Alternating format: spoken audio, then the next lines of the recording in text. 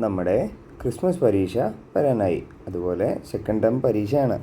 അപ്പോൾ നമുക്ക് in harmony എന്ന പാഠഭാഗം ഒന്ന് വായിച്ചു നോക്കാം.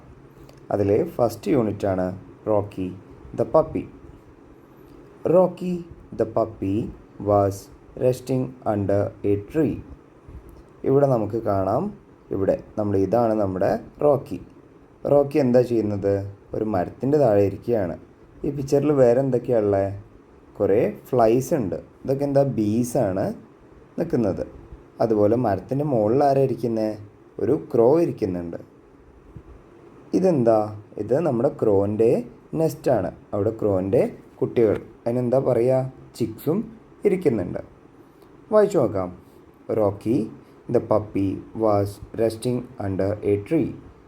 He had just enjoyed a yummy meal. Bees buzzed around his head. Please don't irritate me. Rocky closed his eyes. Slowly he fell asleep. A crow was watching everything. She flew around the bees. Rocky woke up. Don't annoy me, he said. നമുക്ക് ഇതിൻ്റെ അർത്ഥം നോക്കിയാലോ? Rocky എന്ന് പറഞ്ഞാൽ എന്താ? ഒരു പേരാണ് Rocky. The puppy എന്ന് പറഞ്ഞാലോ? ഒരു പട്ടിക്കുട്ടി. റോക്കി എന്ന് പറഞ്ഞാൽ ഒരു പട്ടിക്കുട്ടി. Rocky the puppy was resting under a tree. Rocky എന്ന് പറഞ്ഞ പപ്പി ഒരു മരത്തിൻ്റെ താഴെ റെസ്റ്റ് എടുക്കുകയായിരുന്നു. He had just enjoyed a yummy meal. അവനൊരു നല്ല സ്വാദിഷ്ടമായ ഭക്ഷണം ആസ്വദിച്ച് കഴിഞ്ഞതേ ഉള്ളൂ. Bees buzzed around his head.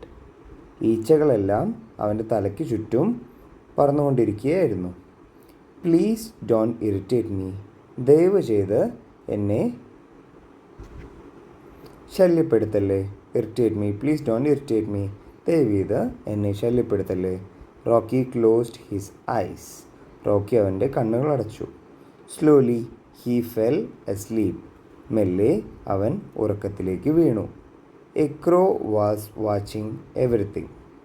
ഒരു കാക്ക ഇതെല്ലാം കാണുന്നുണ്ടായിരുന്നു. She flew around the bees. ആ റോക്കിയുടെ തലയ്ക്ക് ചുറ്റും പറന്നു നടന്നിരുന്ന ബീസിന് അതിൻ്റെ മുകളിലൂടെ കാക്ക നോക്കിക്കൊണ്ട് പറക്കുന്നുണ്ടായിരുന്നു. Rocky woke up. റോക്കി എഴുന്നേറ്റു. Don't annoy me. എന്നെ ശല്യം ചെയ്യല്ലേ.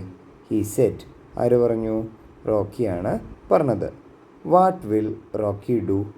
ഇനി എന്തായിരിക്കും റോക്കി ചെയ്യുന്നുണ്ടാവുക? എല്ലാവരും ഒന്ന് പറഞ്ഞേ. നിങ്ങളെ ഒരാളെ ഉറക്കത്തിൽ നിന്ന് ശല്യം ചെയ്താൽ നിങ്ങളെന്താ പറയുക? അങ്ങനെയാണ് എല്ലാ ക്വസ്റ്റിനും നിങ്ങൾ ആലോചിക്കേണ്ടത്. റോക്കി ചിലപ്പോൾ ഈ ബീസിനെയും ഈ കാക്കയെയും ഒക്കെ ചീത്ത പറയും. എങ്ങനെ ഒരു പട്ടി ചീത്ത പറയുക? അത് അവരെ നോക്കി കുരയ്ക്കുകയാണ് ചെയ്യുക. Rocky will bark at the bees and the crow. ഇനി എന്താ? വേറെ എന്തായിരിക്കും ചെയ്യുന്നുണ്ടാവുക? ചിലപ്പോൾ ഇവരെ കടിക്കുമല്ലേ. Sometimes Rocky may bite the bees and the crow. വേറെ എന്തൊക്കെയാണ് ഈ ഒരു പിക്ചറിൽ നിന്ന്? ഈ ഒരു പിക്ചറിൽ നിങ്ങൾക്ക് ക്വസ്റ്റ്യൻസ് തരികയാണെങ്കിൽ എന്തൊക്കെയായിരിക്കും questions? Who all are there in the picture? ഈ പിക്ചേഴ്സിൽ ആരൊക്കെയാണുള്ളത്? ബീസ് ഉണ്ട്, അതുപോലെ റോക്കി ഉണ്ട്, ക്രോ ഉണ്ട്, ക്രോസ് ചിക്സ് ഉണ്ട്. വേറെ എന്തായിരിക്കും ചോദിക്കുക? റോക്കി എന്താണ് അവിടെ ചെയ്തുകൊണ്ടിരുന്നത്? What is Rocky doing? Rocky is resting under a tree. ഇതിൽ ബീസ് ബസ്റ്റ് എന്ന് പറയുന്നുണ്ട്. ബീസ് എന്ന് പറഞ്ഞാൽ നിങ്ങൾക്കറിയാലോ, ഈച്ചകൾ. ബസ്റ്റ് എന്ന് പറഞ്ഞാലോ, ഈച്ച ഉണ്ടാക്കുന്ന ഒച്ചയ്ക്കാണ് ബസ്റ്റ് എന്ന് പറയുക. ഇനി നമുക്ക് വേറെ കുറച്ച് ജീവികളുടെ ഒച്ച കൂടി നോക്കാം. എല്ലാവരും ആക്ടിവിറ്റി നമ്പർ 1 ഒന്ന് നോക്കിയേ.